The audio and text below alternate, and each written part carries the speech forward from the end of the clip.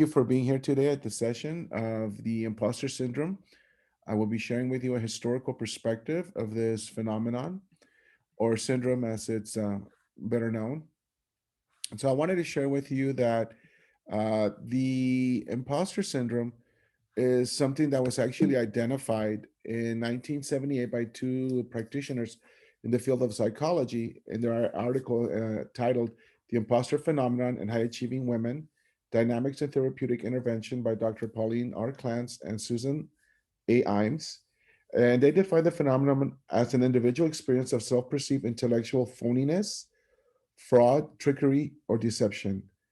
What they did is they conducted a series of interviews that total over 150, the total 150, excuse me, of high achieving women that were recognized by peers for their professional excellence and had displayed academic achievement through degrees earned and standardized test scores.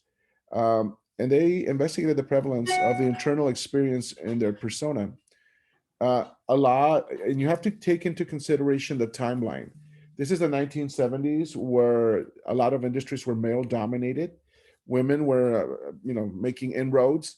So when you have these high achieving women being now joining the workforce at these levels of CEOs or high executives, what ended up happening, a lot of them were questioning whether they actually deserve to be there, whether they belong there, whether that was where, had they really earned their way in to those positions. So there was a lot of self doubt.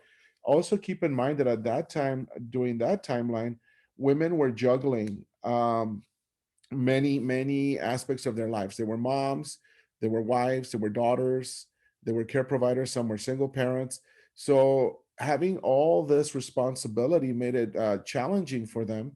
And one of the things that when you look at that timeline is how this was actually impacting the mental health of women. And also I wanted to share that when we look at this is why I look at a historical perspective is while it was identified in 78 as this phenomenon or this syndrome that women were going through, this is something that has actually impacted BIPOC communities throughout history. And so one of those is that's why we're looking at this from that perspective. Many people present this from the business side. I like to take it from the educational and historical side because those will share a little bit more light into why this phenomenon still exists today. And this is something that's been going on throughout centuries in the world that we live in. So, having said that, one of the things that I wanted to share with you is that, oh my goodness, let's see if this complies. Um, in the beginning, 1492, Columbus sailed the ocean blue, as we used to say back in my day. But this is when two worlds merge or collide, colonization begins, and classifications of people begins. Classifications of mestizo or mixed ancestry by the Spanish crown. With the discovery of the Americas, of course, and subsequent decades of colonization, a new era, uh, and these social groups began to evolve. Three of them. We had, and keep in mind that in the Americas, when this happened, the crown had actually given power to the colonizers and to the conquistadores to create encomiendas, and those were land grants created by de facto enslavement of indigenous people in the Americas under European rule. So the if you want to say through colonization, the Native Americans, indigenous people became slaves. And it was that process that uh, allowed for the Spanish crown and also the Portuguese crown eventually to really push so much so the enslavement aspect of it, trying to gain wealth, that a lot of indigenous people died over exhaustion and disease. Again, and one of the things that we were talking about the identification of groups is we had, if you were Spanish from the home country or born in America from Spanish parents, you were considered white. And okay, the indigenous people were the original inhabitants of the Americans, and the blacks at that time were considered slaves brought from Africa. So you had the mixing, and so this chart, this this chart that I'm sharing with you here, actually was a depiction of depending on how you were being married or paired off or having a significant other in your life and having a family, you were actually classified. which was amazing because they had all these, I mean, really crazy classifications of people. So here it is, for example, and this is, in Spanish, but I'll translate it. So if you were a criollo, your caste was criollo, that means you were a white European, and you had your wife was white European, but you were born in the Americas. A mestizo was a male white European with an indigenous woman. A castizo was a mestizo now marrying a white Spanish woman. A mulatto was a Spaniard, male Spaniard, with a black woman. A morisco was a mulatto marrying a white, or having, a family with a white Spanish woman. And as you can see, a chino was what they call a morisco, the male, and a white española. So again, it's those classifications that when you look at this, I mean, people would say, well, this was in the past, what's the big deal? The big deal is that this still continues today. We still look at families, we still look at society as a whole as, um, when a baby's born, this is very common with a lot of our communities where they're like, oh, look, they have blue eyes, they're really pretty, they're really cute or handsome. Or if they're lighter skin, oh my goodness, in Spanish they say, está blanquito, está güerito. And it's the same like with the African American community. Oh, you have lighter skin, you're gonna fit in more, or you have good hair. And the same with the Mexican community. So it's those phenotypes that come about, and it's those physiological aspects of a person that then people place you in different categories. So as you could see, this is, to have created this chart, to be able then to bring dehumanization and to bring obviously a caste system, a racial caste system, was set in motion to be able to keep people from really looking at their humanity. And it was again looking at their self-worth. What we're looking at here is one where people are classified based on the color of their skin, the race, or who their parents were, and based on the mixtures of them. And so that was really, really fascinating to see this phenomenon occurring then, but it has those long lasting effects. So, and in 1598, Theodore de Bry coined the Black Legend, which was a negative depiction of indigenous Spaniards and Moorish ancestry. So when you were looking at that, already indigenous people were seen as less than human. They were seen as, anomalies. At one point, the Catholic Church looked at them as heathens. And of course, Spain had been conquered for over 700 years by the Moors. So Spaniards coming in were not only European, but they also had African in them. Then they mixed with indigenous communities here in the Americas. And so these, by European, quote unquote, white Europeans, they were seen as, these heathens are marrying other heathens or mixing with them. And again, the demonization of these communities and people began. So they were seen as less than.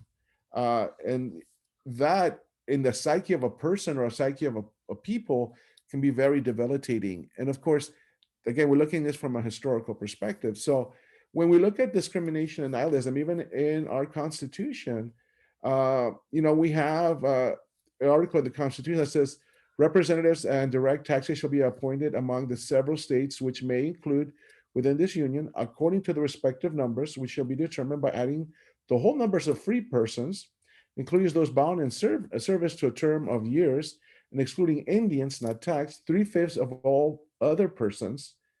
The actual enumeration should be made with 3 years after the first meeting of the Congress of the United States, and with every subsequent term of 10 years, in such manner as they shall by law direct. So that's the census. So what we're right now, we're going to be going through the census. But what's really interesting here is that the 3/5 of a man have always been, kind of coined towards African Americans, but indigenous people didn't even have real existence in the Constitution. So again, you are basically dehumanizing people of color, saying that they don't have worth or they have partial worth. And that again impacts the psyche of a person, the psyche of a people, because when you're not even depicted as a human being, then this is something that is prevalent. Also, with the laws that are passed, with policies that are passed, educational systems that prolong these perspectives, then also create that. And so it is one of those where when we really need to look internally at what we're doing and what has happened and what needs to continue to happen. And again, that's why it's so important that everybody is obviously counted. So the Mexican American War, 1846 to 1848, and now we're talking expansion from the original 13 colonies that Louisiana purchased and so forth. And again, throughout that process, as indigenous people are being dehumanized, we've had Africans becoming slaves, and the Americans being transported for the South, plantations. And so again, it's that dehumanization process of human beings. Uh, in the war, the Mexican American War, prior to this, there was the big dispute in 1836 where Texas wanted to become its own country, and eventually it did through a series of political moves and threats, violence. And in 1846, the United States told the Texas president, "You join us or we're taking over." So pretty much he joined the US, and that was supposed to have been a buffer state. And there was a war between Mexico and the United States. Mind you, during this time, the southwestern United States had been already colonized by Spaniards. And again, the whole process of dehumanization with indigenous people had occurred in the Southwest. So now you have another layer of that occurring. The Treaty of Guadalupe Hidalgo was a document that was both agreed on by the Mexican government and the United States government, in which the the people that own land were going to retain their land. And as you know that land is power, land is money, land is wealth.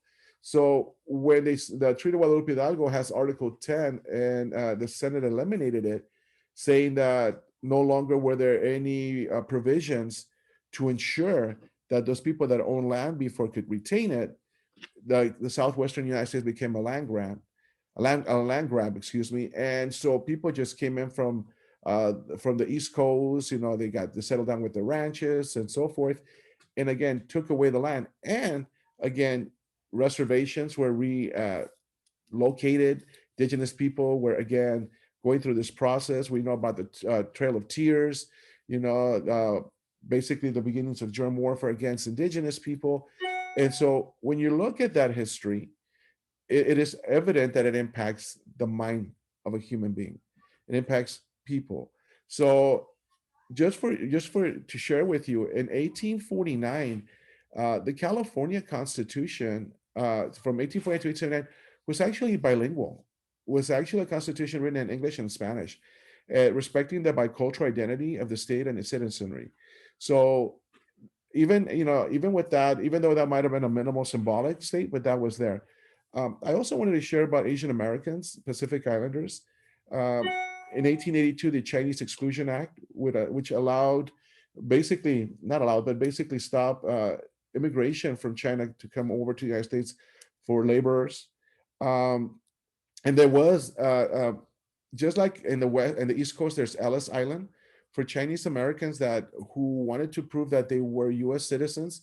There was something called Angel Island, and Angel Island was an immigration processing center in the Bay Area, and it's an island that's close to Alcatraz. So if you ever get a chance, and it's a park, it's a state park, but it's the conditions of it continue to deteriorate, but you will find poetry written in the walls. You will find a lot of you know remnants and historical facts in there that are very important. And again, we're looking at how that was those historical moments have impacted identity also. In 1907, you have the Gentleman's Agreement to stop the immigration of Japanese immigrants, giving rise to to picture brides. And this eventually was superseded by 1924 by Immigration Act, focused on Asian American immigration, limiting that. So when you're looking at those policies, in regards to Asian Americans, you look again at the humanization aspect of it.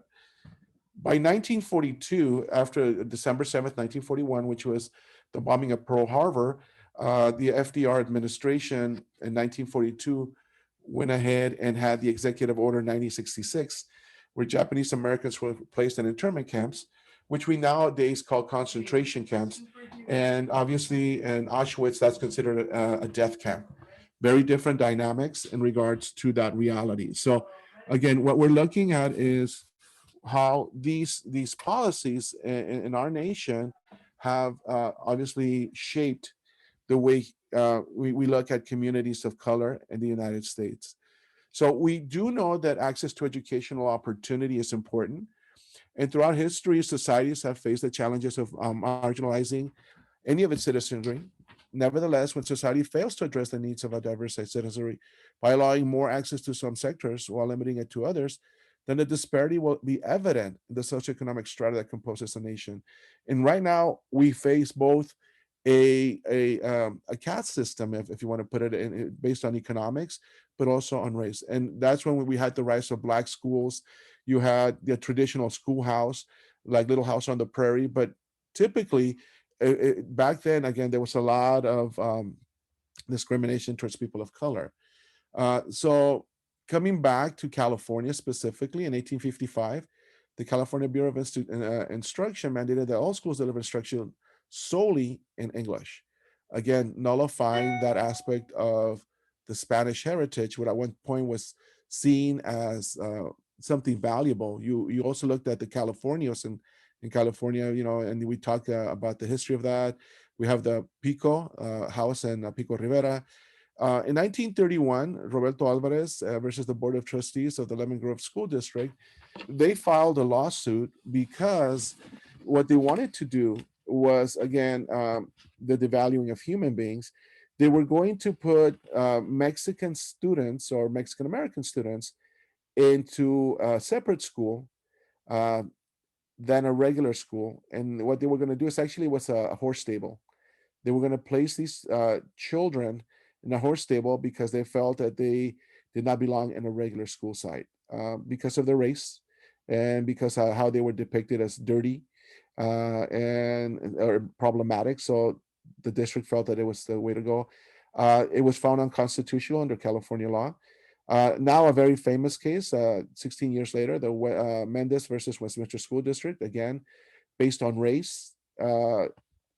Once again, it was defeated. And these two cases were seen as precedent versus when Brown versus the Board of Education came at the U.S. Supreme Court. So these two cases helped uh, strengthen that argument that we cannot have separate but equal school facilities for children. And again, we're looking at the psyche of the persons of the communities through this imposter syndrome, because when you're growing up and you know this history and you know that you as a human being, your community has been marginalized, you're going to question, you're going to doubt yourself whether you belong or not. And again, both cases dealt with segregation and denial of quality educational experiences for children, Mexicano, Latino ancestry. And like I was saying, you also had Americanization schools for Native Americans, where children were taken away from their homes. Uh, Basically, their hair was cut, dressed in Western attire, trying to be taught to acclimate and adapt and embrace U.S. Customs and U.S. Perspectives. And I'm talking about European American, but yet they were told they had to deny their identity. And at the same time, they were never seen as equals in the United States. So you have this irony of we want you to be Americans, but you will never be an American because you don't look like an American. Even though you're the original inhabitants of this country, we still don't see you as an American. We see you as a conquered people. And that's why we have you on reservations. So for a deeper understanding is when you look at history and you understand that this has occurred and continues to occur. Um, you know, we need to change our educational system to really reflect the history that we've lived and reflect the contributions that everybody's done that's given to the country to make it what it is. And so this is where BIPOC communities have a lot to offer because they have with as you know, the Transcontinental Railroad was primarily built by the Irish on the West Coast, but the Chinese Americans and other minorities built it on the West Coast. So when you look at that contribution, when you talk about the Windtalkers during World War II, and their contributions, and again, what they did to be able to win the war in the Pacific. When you look at the Japanese Americans who fought valiantly in the European campaign, and for their community size had the highest medals of honor awarded. And the same can be said of the Mexican American community in the Pacific. So when you look at that, and then all of a sudden when you have soldiers coming back, like in Texas where the GI Forum grew, and they want to bury the soldier in the main cemetery, and you're told no because you're Mexican, you have to go to the Mexican cemetery. This impacts the psyche of a community. The imposter syndrome, again, when you look at it from a historical perspective, with all of these precursors, really make you think, who am I? What am I? I mean, if I'm in education and I'm a professor at a university, how did I get here? Yeah, yes, I went and I got my degrees. Yes, I'm proving to be here. But then again, you have that situation where sometimes if you speak truth, you're not given tenure. So a lot of professors tend to keep their mouth closed until they get tenure, and then you see this transformation coming out of them, and they're like, wait, this is not the professor that we started out with. And that's because of the way the system's set up. Unfortunately, we have that reality, and I've met several professors like that, colleagues of mine that have taught at the university or teach at the universities, where you see this happening because they speak a truth that nobody wants to listen to, that ultimately impacts the psyche and the persona of people of color. So it's one of those that we really need to look at and address. And sometimes there's political moves that happen, just like in 1967 with Ronald Reagan signed Senate Bill 53, which terminated the 9.5 decade educational mandate requiring schools to carry instruction only in English. And then in 1968, in the spring of 68, you have over 10,000 students walk out of East Los Angeles high schools, you know, basically say, we're fed up. Decades of inferior education, having the old books, not being given opportunities like others to go to college. And again, looking at this institutionalized, multi-layered system that promoted racism, discrimination, uh, continuing to produce and perpetuate disparities that these students brought forth, and they followed the process. They went ahead and shared, look, we got a survey, we're letting you know what's wrong. Went to the LAUSD Board of Education, and were not heard, and eventually they felt they had to walk out, and the community walked out and brought awareness. And the UC system was not taking a lot of Latinos or Mexican Americans into admissions for a 4-year education. So they went ahead and, looking at students that were qualified were allowed to come in. But again, as you're looking at that process, so that's in the late 60s, early 70s. We're talking about how this phenomenon came about and how then, you look at those moments and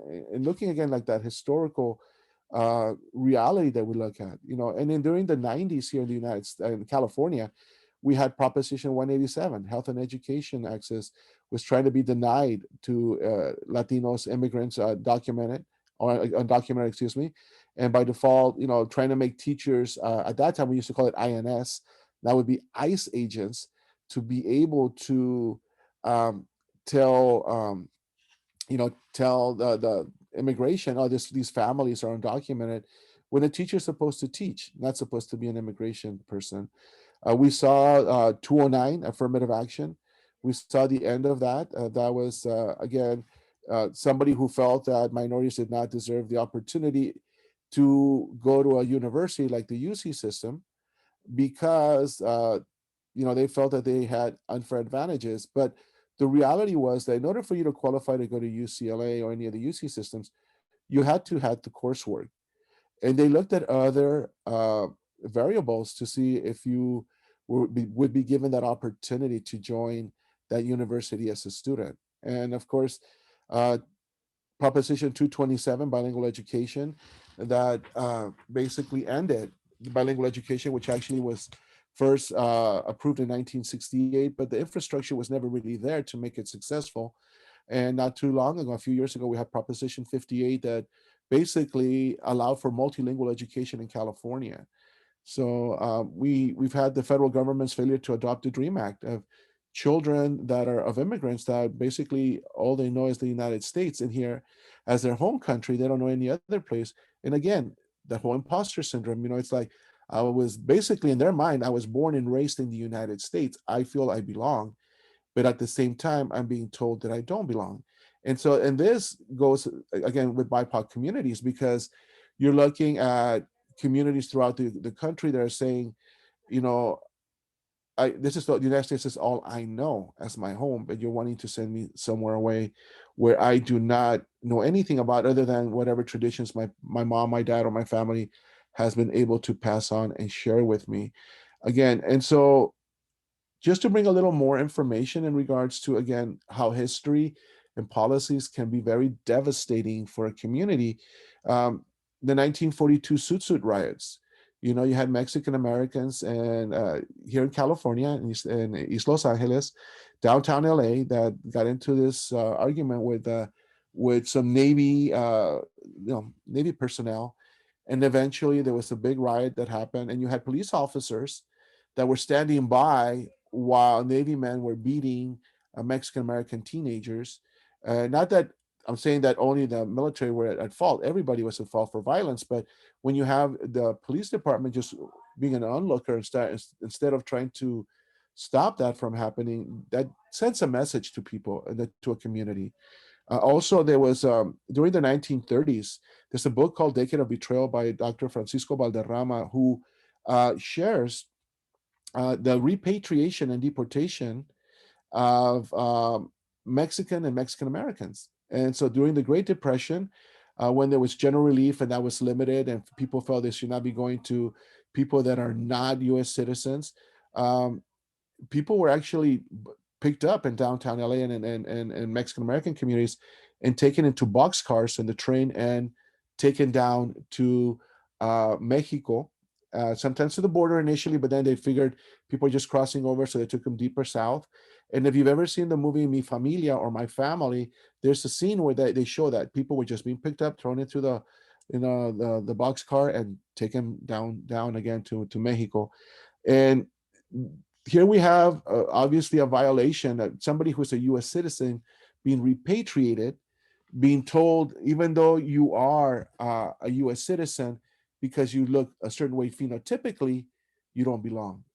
And so you have that reality. And again, I mentioned the high school blowouts in 68, HR 4437, Sensenbrenner bill, which criminalized family members of undocumented persons, uh, making the police officers in states become de facto border patrol agents. And here, this was a big one that basically was saying, as a family member, if you do not comply, then you have to, if you're not complying with the US law and being a good citizen, being a good American, then you are a criminal.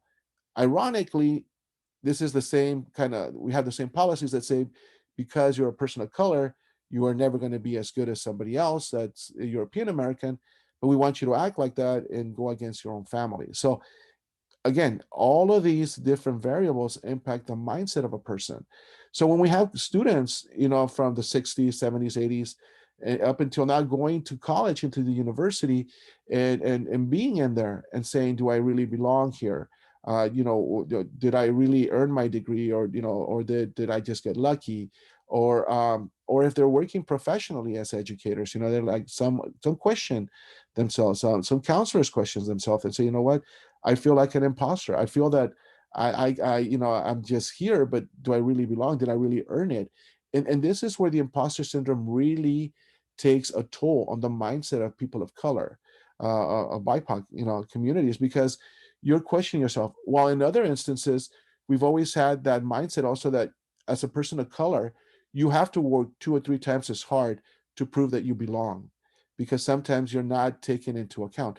It doesn't matter what degrees you have or what credentials you have, but sometimes you're not given that same value.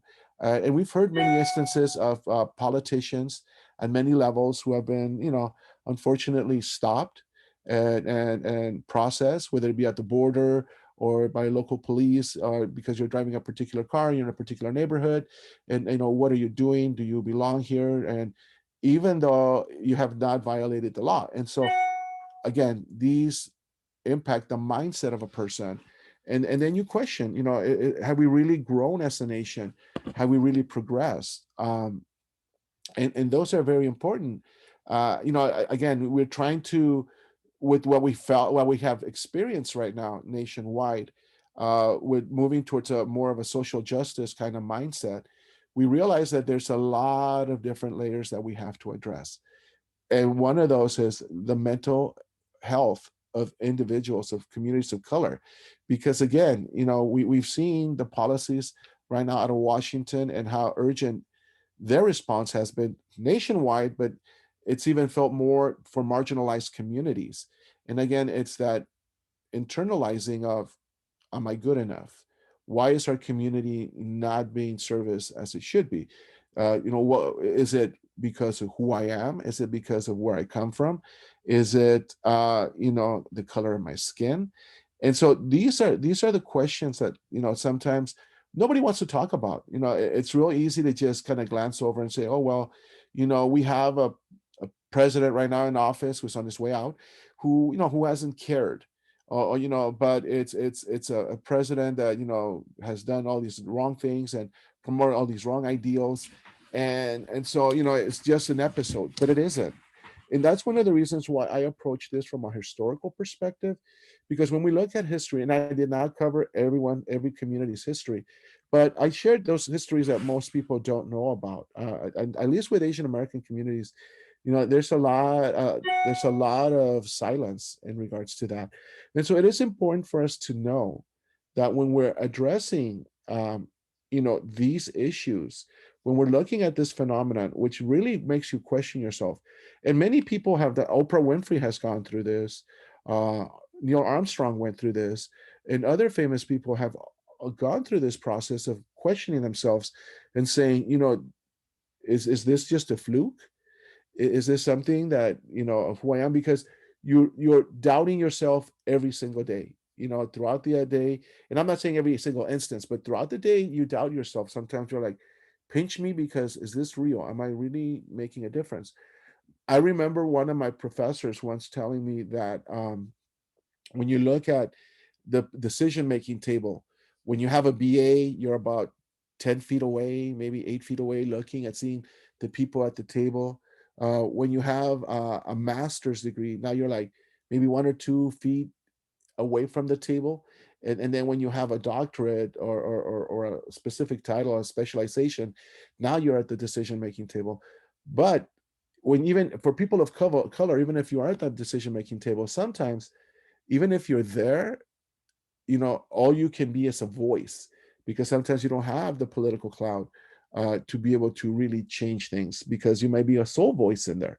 You can just bring awareness. So what we need to do is, when we look at this reality, is how do we empower our students of color, our BIPOC communities, to understand that they are as important and integral of the society that we have constructed. And part of that process is, we have to start by redoing our history books.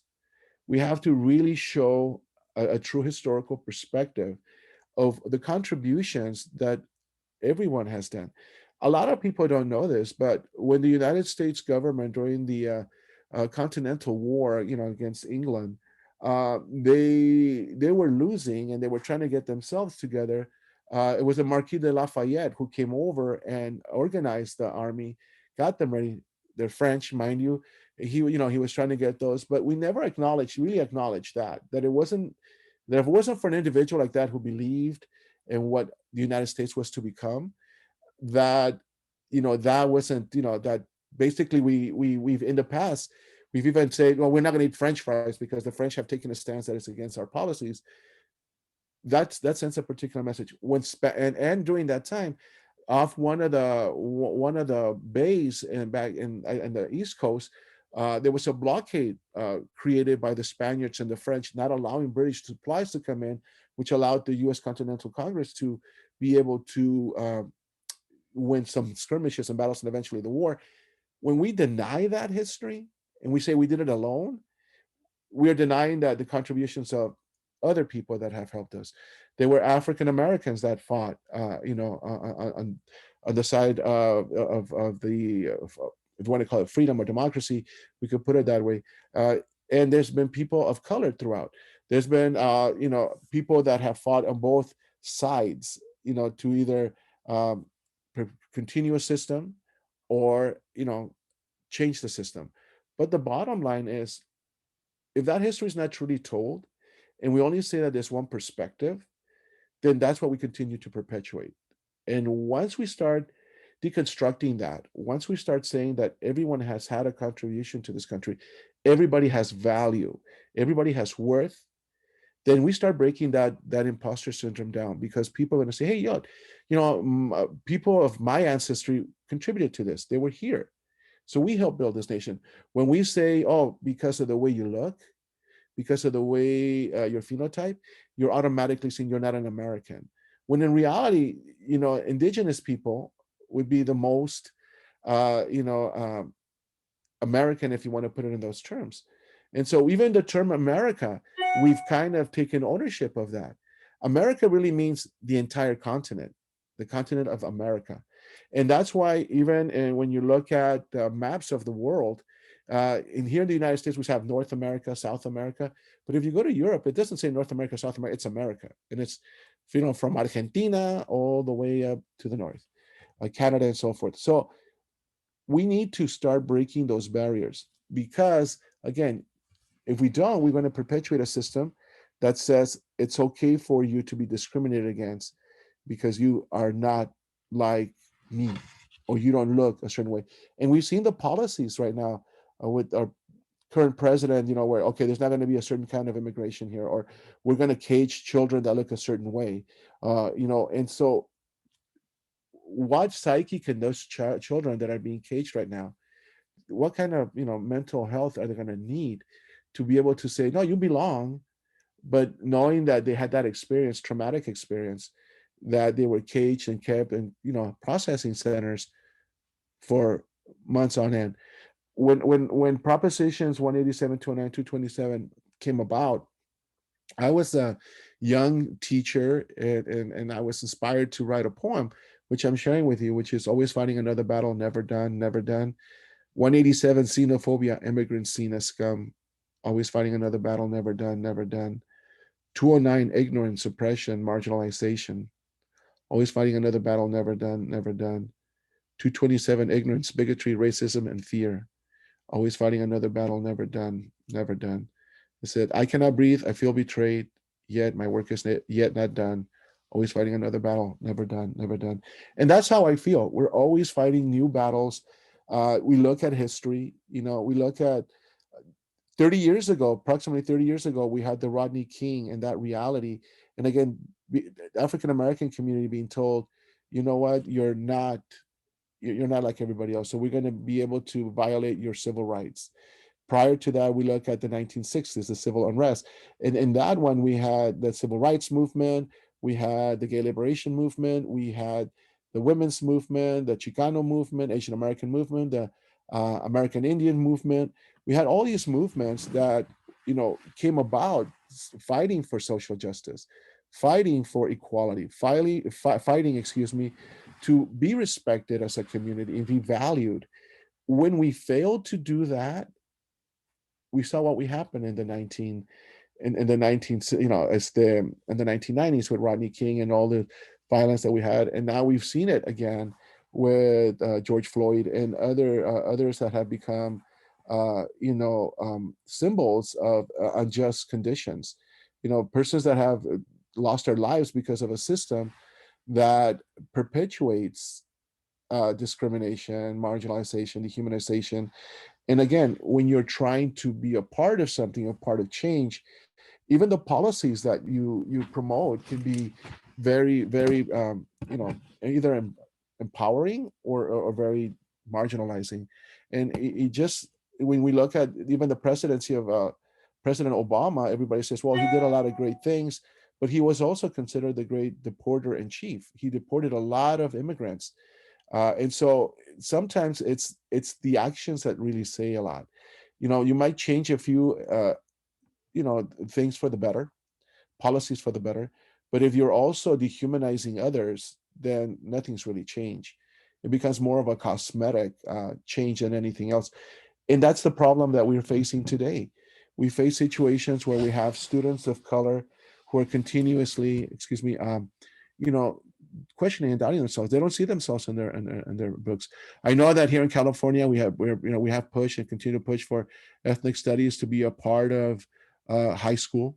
I know that at some universities they're making it part of your curriculum. When I went to Cal State LA many moons ago, dating myself, we had themes, and I chose institutional racism, and so one of them was looking at the way the system was and how it perpetuated that that racism within the system, which exists today. So until we start talking about that and the impacts it has on human beings as a whole, until we say, this is a problem and we acknowledge it is, and we start working together collaboratively. And what I mean by that is bringing everybody to the table, everybody that's a BIPOC person to those tables to talk to the president or to the governor, or to do something, but as an entire community, not just one group, but everyone together. Because, at the end of the day, the imposter syndrome is just not for one group or one gender, it's for everyone who is a minority, who unfortunately goes through this process just because they don't look a certain way. And so mental health, as we talk about SEL, how important it is for children, how important it is for adults as well, and how important it is for multi-generations. Mental health is something that we've always put to the side. Some communities don't want to talk about it because they're like, oh, no, don't do that. And, that doesn't exist in my community, but it does. And in some instances, we even change our names. There's if your name is Jose, now you become Joe. If your name is Maria, you become Mary. I've had friends of mine that are Chinese American, and they would change their Chinese American name and adopt a quote unquote an American name to sound, to fit in. And so we should not promote those kind of ideals. Yeah, if you choose to do so, that's what you want, that's fine. If that was your name when you were born, that's great, that's what it is. But I remember, growing up, and teachers would tell me, okay, your name is Hugo, and I say, well, that's how you pronounce it in English, but my name is Hugo in Spanish, so I would prefer if you call me Hugo. And so some teachers did say, okay, Hugo, and someone say, you know what, it's Hugo, and that's it. So again, it's that validation of the person, having that reality, and having that worth as a human being. And when we fail to promote that for our kids in the classroom, in society, it becomes a big challenge to overcome. And again, schools are the intersections. They become the space where all members of society interact with one another, in turn allowing for the deconstruction of segregation, bigotry, prejudice, racism, xenophobia, and ignorance in the halls of academia and society. We had schools in the past that prepared people to become, factory workers, assembly line workers. We are in an era now of technology where we really need to look at, what is it? Where have we been? Where are we? And what kind of mental health do we want to promote and provide for our students and our communities? Until we do so, this imposter syndrome will continue to exist because people are not valued. And again, if we say you have to look a particular way, or you have to be a particular gender or a particular race to be considered an American, then that prolongs that imposter syndrome. So, it's one of those where we really need to look internally and say, how do we address this? Because it is a real phenomenon. And I wrote this poem called Educators. In the halls of academia and the hallways of educational institutions, we find ourselves facing a dilemma, making us question which is the correct passage to undertake, the one we have chosen or the one we need to embark upon. The future of our children depends upon our opinion and our decisions. The children resemble an open and unwritten book. They learn what we teach them. Our instructional styles are like an erasable ink in their lives that is perpetual in their one that can we transmit through loving and caring or with painful dictatorial discipline. The former can sweeten and the latter can scar their education experience forever. And this is something that we really need to look at. And I wrote this back in the 90s when I was a young teacher, very, altruistic, if you want to put it, very idealistic, which I still am. But one of those is how do we start rethinking schools? How do we start rethinking society? We are at a very important moment in history, a moment where we can actually start to create that change. And I think conversations and forums like this allow us to do that because we want to be able to address that imposter syndrome, that syndrome that says, makes you question who you are, your worth, your value.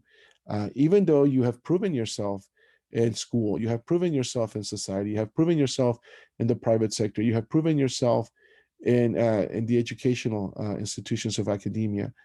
But how do you then, try and change society when we need to come together collectively to be able to exert influence and power and say, look, we need to have books that truly reflect the contributions of everyone. We can no longer have a book adoption and history or social studies that only depicts this perspective. We have come a long way, though. I will say that we have more multicultural integration in our books and in our stories, but I think we need to go beyond that. It's almost like when we say, okay, this is a Hispanic Heritage Month, or this is a Native American month, this is African American month, or Women's Month. Really, every single day, every single month belongs to everyone. And I think that that is something that, again, it was done at one point for a particular reason and a certain timeline. And that was great, but I think we need to continue to evolve. Until we do that, then we stay in the same, you know, boat that we're in the same reality that we have. And again, it's one of those where no matter how much you've accomplished, no matter how many titles you have, if you feel this way, you're going to continue to feel this way. And it's good to open up and talk to others about it, because there's others that feel the same way. But sometimes they can't name it. They just know, somehow I just always felt that I was different. And for those of us that are minorities, or considered quote unquote minorities, I remember people telling me, oh, you're not like the other Mexicans, or you're not like the other Latinos, or you're not like, and I would look like, well, what are the other Mexicans, or what are the other Latinos? What are the other Chicanos? What does that mean? Is it because of my family background? Is it because of the way I carry myself? Is it so? It's really fascinating when you hear that, or people assume like if you are a person of color, if you are um, Asian, Latino, even Native American, they're like, hey, when did you cross the border, or when did you get here, or again, and you might have been here fifth generation already or fourth generation, or you could really be a 1.5 generation, but people question you. A lot of my friends, when I grew up, where I grew up in the city of Alhambra, and I have friends of mine that were Japanese Americans, that were third generation, fourth generation, and people would say, "Oh, when did you guys, come, get here? Are you fresh off the boat?" And they would get really offended. They're like, "No, I'm an American. I've been here for, multiple generations." Chinese Americans, friends of mine, the same thing. Latinos, the same. And it was one of those where it's like, we've been here. In some cases, we've been here before the United States even came over and took over. So it's one of those, again, the whole identity, the whole imposter syndrome, imposter phenomenon, where you are told to be part of a greater society, but again, because of your phenotype or your last name, you're told you are an immigrant, even though you were born here, or you don't belong, even though you've been here for generations. Same thing with African Americans. We have Afro Cubanos.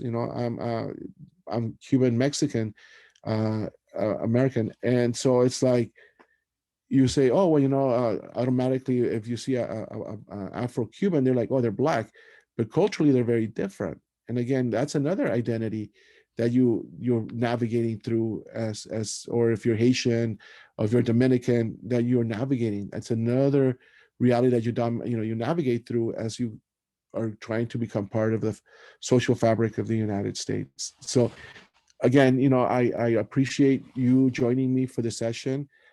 If you have any questions, please, let me know if you have anything that you want to share in regards to the presentation that I had. And again, at the end of the day, the imposter syndrome, it really is about how do you see yourself in this society and the questions and doubts that you have, and that this is not only one group's challenge, but it's everyone's.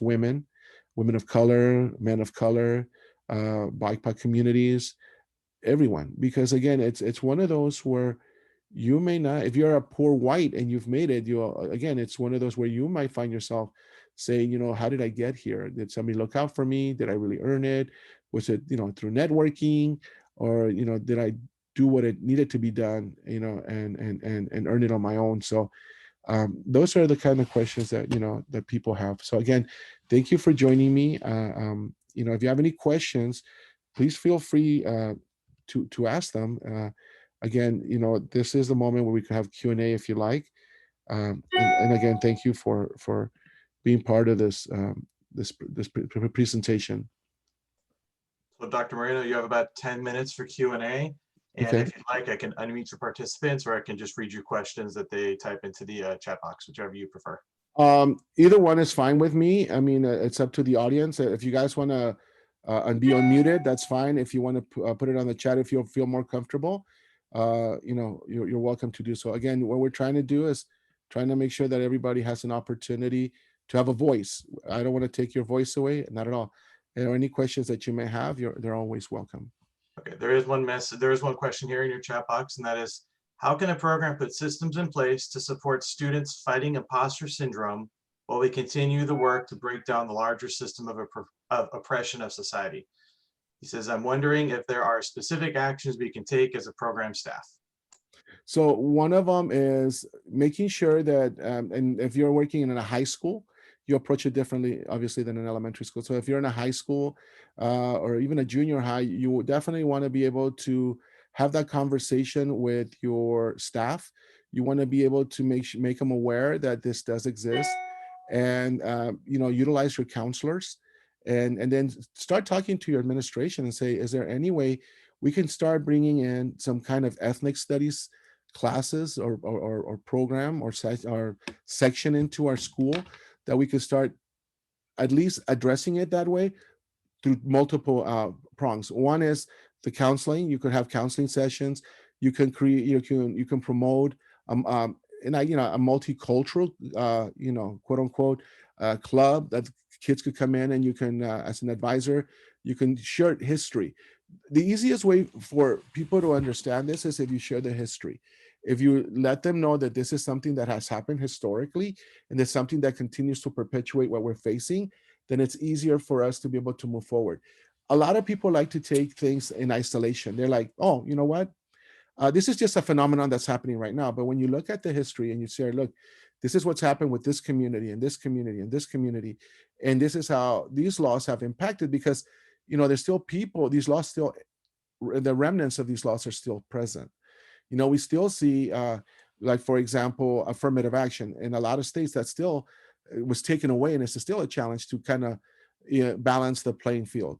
Bilingual educations in some states were taken away, taking that opportunity away to become multicultural, bicultural, multicultural. Now in states like California, we got it back. But again, it's addressing that through SEL, social emotional learning. This is something that we can promote in a very subtle way. Again, how are you feeling, and how can we help you? How can we empower you? And throughout that, you have a curriculum that you introduce, again, how to take care of yourself and how to be successful, but you also complement it with a historical perspective. This is a history of communities of color, and that becomes a talking piece. And then you say, okay, so then people say, well, how has this impacted? And that becomes a semester long or a year long course where you're talking about the historical moments within the US timeline and how life was then, and then you can compare and contrast to how it is now, and what is it that we need to change, and what would be the next action steps as a community. And again, what we want to promote is cognitive dissonance, and we want to promote cognitive awareness, and we want to do it in a constructive manner where students are going to say, okay, what is it that I need to do? Does that mean when I become 18 I have to register to vote? Does that mean as a taxpayer I can become involved and go to school board meetings. Does that mean that I need to, lobby my congressperson or my state assembly person saying this is what we need? Like I said, ethnic studies, I got all the way to Governor Newsom's table, but as far as I recall, and I could be wrong, and you can correct me, he didn't sign it. So when we have a Democratic governor and a Democratic, assembly and Senate, and it lands at his table, and again, I could be wrong, but the last thing I remember reading was that he didn't sign it. It was on his table. I mean, obviously he's dealing with coronavirus and so forth, but that sends a big message versus if it would have gotten there and he signs off. So I hope that helps. I mean, again, it's a multi-layer approach, and it is one where there's no easy fix. And I'm going to share with you that this is going to be a process that's going to take years to make happen, because again, you have to be able to create the class, bring it in, and make sure your principal and your staff's on board, present it to your district office, curriculum instruction director, see if it flies, and then it has to go through the school board and be able to do that. I mean, you could start with something as simple as a club, and then start having, conversations as a advisor, and then, you can promote cultural awareness. That would be one way to start it. But again, you'll be very, very conscientious of the steps that you would take to empower, but also to inform the students and maintain them in a way that, they are growing. But, the worst thing we could do is say, okay, they learn all this history, like, hey, let's walk out and do all these demonstrations, because that's not what we really want them to do. We really want them is to be aware of what happened. What can we do now? Later on, whatever decisions they take. But I remember being in the classroom and talking to my students, and they were like, oh, so, and these were third graders, mind you. And they're like, oh, we're going to go out and walk and march. I go, wait. I go, there's things that we can do. You're too young, and we're not going to put you in harm's way. And, maybe I was being too conservative or too safe or being too much of a dad, but there are certain age groups that you really have to guide. And there's certain age groups that you make aware, but you guide as well. So again, it's one of those. So I hope that answer helps. Okay, looks like we are on the last 3 minutes here. Is there any other contact information or anything else you'd like to share, Dr. Moreno? Yeah, sure. I'll give you my my email. My personal email is xicanos 2012 at gmail.com. And that stands for Chicanos 2012 at gmail.com. And the 2012 is because everybody thought that the world was going to end in 2012, but it wasn't. It was the end of the fifth cycle of the Aztec calendar, or the Mayan calendar. We started the sixth cycle, or the sixth sun, or the sixth sun. It looks like nobody else has any other questions they've typed in at this point. So if there's anything else, I think we're set. All right. Well, feel free to reach out, and then I'll be more than happy to provide other resources. Okay. And one more time, Dr. Moreno, that's XICANO 2012 at gmail.com. XICANOS 2012 at gmail.com. Chicanos, plural. Yeah. And like I said, anything that I have, more than happy to share with you, because it's important that we come together and work as a collective to change things. Paulo Freire, who is one of the persons that influenced my perspective, once said that we need to change the mindset of our people and understand that the oppressor as well, we have to enlighten them and make them aware of who they are and what they're doing, but that this process is going to be a lifelong, multi-generational process. And we need to understand that there's no quick fixes. And if we understand and embrace that, we may not see the change, but we're hoping that future generations will. But the moment we stop or give up, we've lost the battle. Well, thank you very much, Dr. Moreno. It was very informative. We appreciate your time. No, thank you. Okay.